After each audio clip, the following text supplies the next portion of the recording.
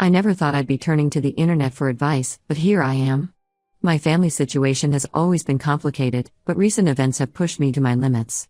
I'll try to give you the full picture, so bear with me, it's a long story. I was born in a small town in the Midwest, the kind of place where everyone knows everyone else's business. My mom, Jane, 52F, was 28 when she got pregnant with me. She was working as a teacher at the local elementary school and had been dating my dad, Mark, 54M, for about 6 months. He was new in town, having just started a job as a sales representative for a pharmaceutical company. When my mom found out she was pregnant, she was terrified. Not only were they not married, but they hadn't even been together that long. In our conservative town, this was scandalous. My grandparents on both sides were furious, especially my mom's Catholic parents. They'd always been strict. My mom wasn't even allowed to date in high school.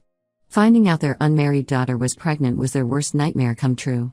The pressure on my parents to get married was intense. My maternal grandparents threatened to disown my mom if she didn't make things right. My paternal grandparents, while less openly hostile, made it clear they expected my dad to step up and be a man. My parents, caught in the middle of this storm, felt they had no choice. They had a hasty wedding when my mom was 5 months pregnant. I've seen pictures, my mom in a loose white dress that barely hit her bump, my dad looking uncomfortable in an ill-fitting suit. No one is smiling in any of the photos. It wasn't a celebration, it was a grudging concession to social expectations. From what my mom has told me, things were tense from the start. My dad resented being forced into marriage. He'd been enjoying his bachelor life and wasn't ready to settle down. My mom, meanwhile, felt hurt by his obvious reluctance. She'd hoped that once they were married, he'd embrace the idea of being a family. But that's not what happened. I was born 4 months after the wedding. My mom says those first few months were a blur of sleepless nights and constant arguing. My dad worked long hours and traveled frequently for his job.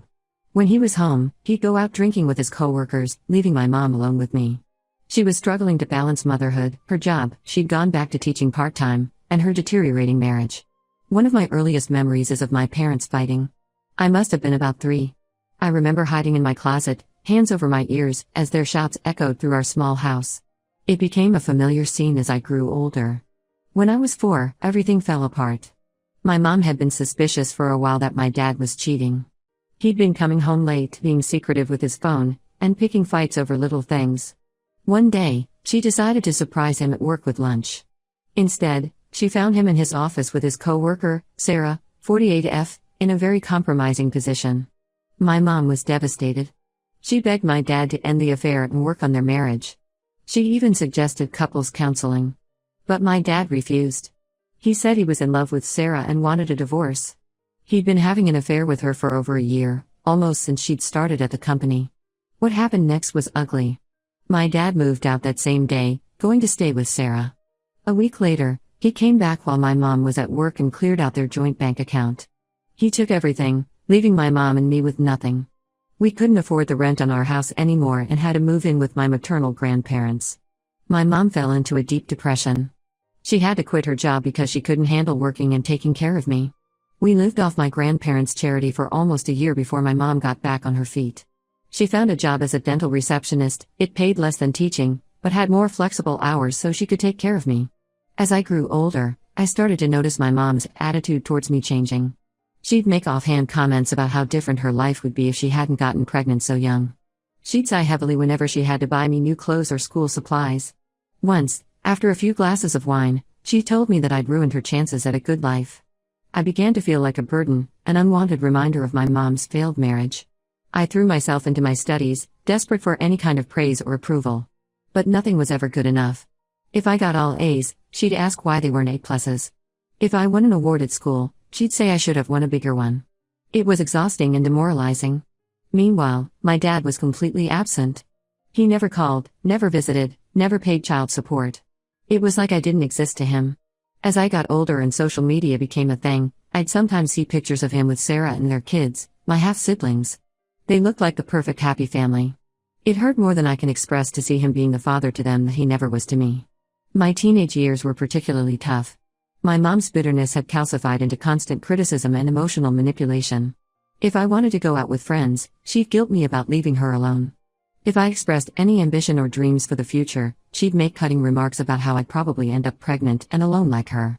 I developed severe anxiety and depression. I had trouble making friends because I was always worried about saying or doing the wrong thing. I had my first panic attack at 15, in the middle of a math test.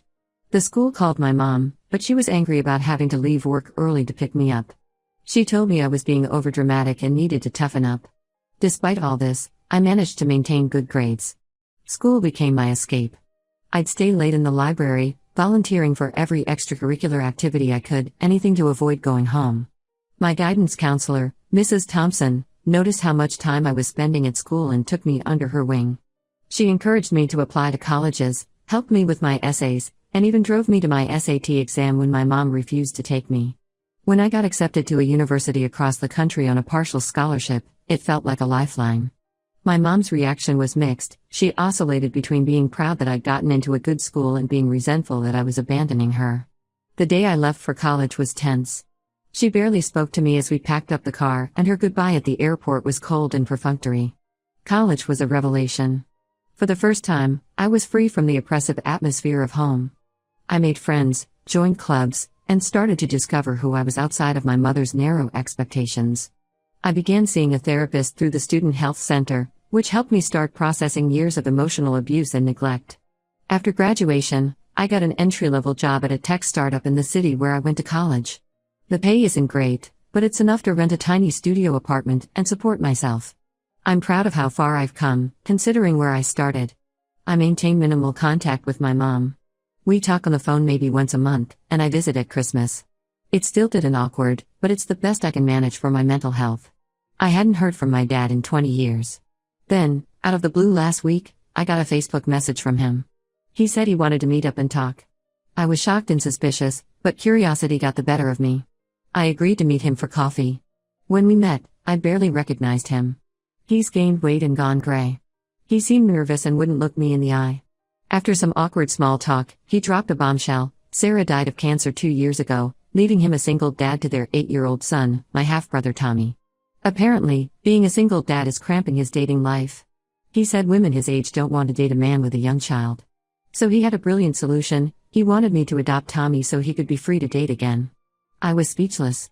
This man, who abandoned me without a second thought, now wanted me to take responsibility for his other child. The audacity was staggering. I told him absolutely not and left the cafe. But that wasn't the end of it. He's been blowing up my phone with calls and texts, alternating between guilt-tripping me and offering bribes. He even showed up at my apartment. How he got my address, I don't know. I blocked his number, but now he's enlisted my mom to pressure me.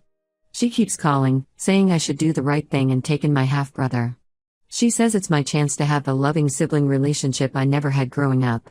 I'm furious that she's taking his side after everything he put us through. But a small part of me feels guilty. Am I being selfish? Should I consider adopting Tommy? I'm only 24, I can barely support myself. I'm not ready to be responsible for a child. What should I do? How do I get my parents to back off and respect my decision? Update 1. Thank you all for your supportive comments and messages. I was overwhelmed by the response and it took me a while to process everything. I appreciate the validation that I'm not being selfish or unreasonable. Many of you suggested I talk to my mom and explain how her pressure is affecting me. I took that advice and called her yesterday. It didn't go well. I tried to calmly explain that I'm not in a position to take on a child, financially or emotionally. I reminded her of how hard things were for us when I was growing up, and said I didn't want to put a child through that struggle. My mom exploded. She accused me of being heartless and selfish, just like my dad. She said I was abandoning my brother just like my dad abandoned me. Then she hit below the belt. She said this is why I'm single, because I'm too selfish to think of anyone but myself. I lost my cool at that point. I told her she had no right to judge me after the way she treated me growing up. I brought up specific incidents, like the time she forgot to pick me up from school because she was too hungover, or when she told me I'd ruined her life at my high school graduation party. She tried to deflect, saying I was exaggerating and that she'd done the best she could as a single mother. I pointed out that she chose to stay single. There were men who were interested in her over the years, but she always pushed them away, saying she couldn't trust anyone after what my dad did. I told her it wasn't fair to put all that emotional baggage on me, to make me responsible for her happiness. She hung up on me mid-sentence. An hour later, I got a series of texts from her. She said she's done with me and I'm no longer welcome in her life unless I agree to take Tommy. She said she always knew I'd turn out to be a disappointment, just like my dad. I'm not going to lie, her words hurt. A lot. Even though I know intellectually that she's being unfair and manipulative, emotionally it still feels like a knife to the heart. I've been fighting back tears all day. To make matters worse, my dad has ramped up his harassment campaign. He's been leaving voicemails, I have him blocked, but they go to my visual voicemail, alternating between raging at me and pleading with me to save Tommy from foster care. In his latest message, he threatened to tell my boss and co-workers what a heartless person I am if I don't agree to take Tommy. I'm worried he'll follow through and it could affect my job. I work for a small startup and we all know each other pretty well. If my dad starts spreading rumors, it could make my work environment really uncomfortable. I'm seriously considering changing my phone number and moving to get away from all this. But I'm worried that's too extreme. Am I overreacting? Should I try to reason with them one more time? I'm also concerned about Tommy in all this. It's clear my dad is not a fit parent, but I'm not equipped to take him in. Several of you suggested I contact CPS. I'm considering it, but I'm scared of the fallout. What if they investigate and decide Tommy is fine with my dad? Then I'll have caused more drama for nothing. Plus, there's a part of me that feels guilty about potentially breaking up a family. I know how much it hurt me to grow up without a dad. Am I doing the same thing to Tommy if I report my dad to CPS? But then I think about how my dad is treating him, using him as a bargaining chip, threatening to put him in foster care, and I wonder if he'd be better off away from my dad. I feel like I'm back to being that scared little girl, trying to manage my parents' emotions and walking on eggshells. I thought I'd left that behind when I moved away for college. How do I set boundaries and stick to them without feeling crushing guilt? My therapist is on vacation this week, so I can't even process this with her. I've been trying to use the coping mechanisms she's taught me, deep breathing, journaling, going for walks, but it's hard to quiet the anxious thoughts swirling in my head. I keep second-guessing myself. Maybe I am being selfish. Maybe I should just take Tommy in. But then I think about how unprepared I am to be a parent. I can barely take care of myself some days. How could I possibly be responsible for a child? And what about my own dreams and goals? I've been saving up to go back to school for my master's degree. If I'd taken Tommy, that would have to be put on hold indefinitely. Is it wrong of me to prioritize my own future over his? I'm sorry for rambling. I guess I'm just looking for reassurance that I'm not a terrible person for saying no. How do I stand firm in my decision without completely destroying my relationship with my family? Is that even possible at this point? Update 2. Things have escalated quickly in the past few days. I took the advice many of you gave and decided to contact Child Protective Services about the situation with Tommy. I figured they were best equipped to investigate and determine if he was in a safe environment.